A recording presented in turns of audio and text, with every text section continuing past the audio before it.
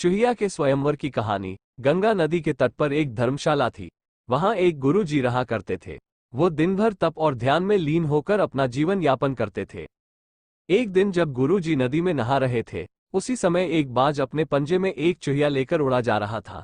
जब बाज गुरु जी के ऊपर से निकला तो चूहिया अचानक बाज के पंजे से फिसलकर गुरु जी की अंजुली में आकर गिर गई।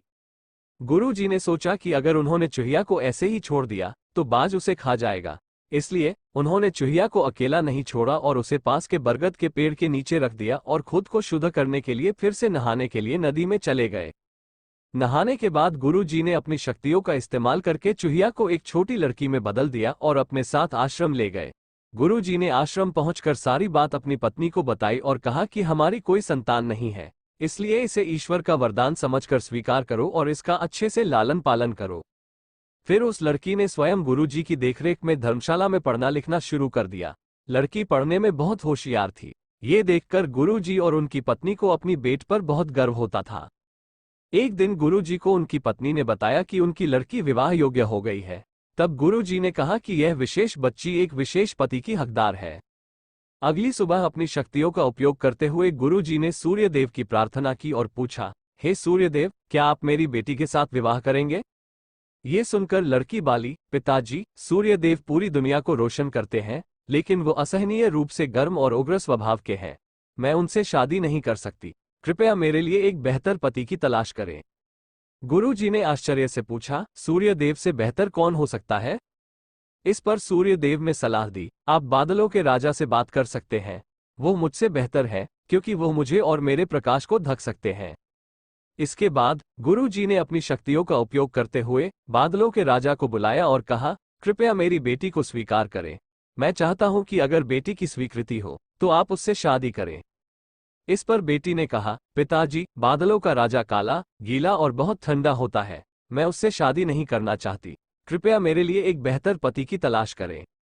गुरु जी ने फिर से आश्चर्य में पूछा, भला बादलों के राजा से भी बेहतर कौन हो सकता है?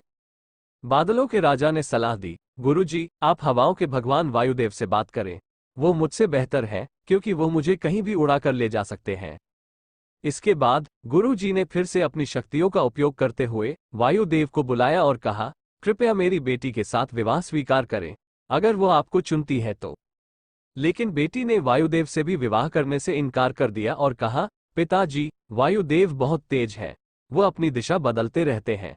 मैं उनसे शादी नहीं कर सकती। कृपया मेरे लिए एक बेहतर पति की तलाश करें।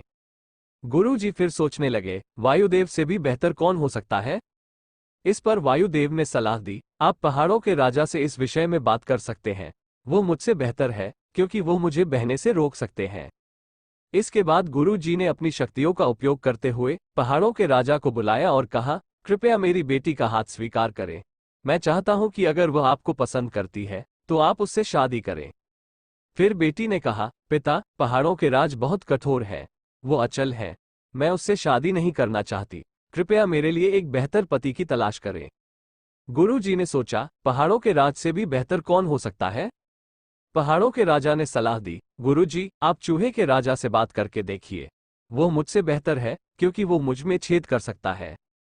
आखिर में गुरु जी ने अपनी शक्तियों का उपयोग करते हुए चूहे के राजा को बुलाया और कहा, कृपया मेरी बेटी का हाथ स्वीकार करें।